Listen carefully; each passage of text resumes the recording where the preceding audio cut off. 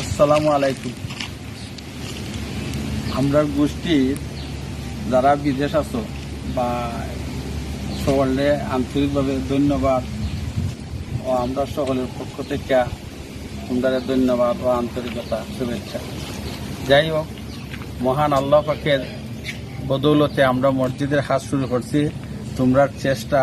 তোমরা চেষ্টা এবং অনুদান আজকে আমরা অতটুকু কাজ হইয়া গিয়ে ফুটছি। দোয়া করবায় যাতে আমরা সুন্দর হইয়া সুস্থ হইয়া কাজটা করতাম পারি। আর আমরা খুব বড় আশা ভরসা হইল যে সুন্দরভাবে কাজটা করতাম, যেভাবে কাজ করলে আমরা একটা মঙ্গল বা আমরা একটা সামাজিক মর্যাদা থাকে, সেইভাবে আমরা কাজটা করতাম। এখন কত হইল তোমরা সকলে মিল্লা মিশিয়া যেভাবে এটা ভালো হয় ওইভাবে চেষ্টা করবা। আর আমাদের সকলের পক্ষ থেকে ধন্যবাদ ও কৃতজ্ঞতা।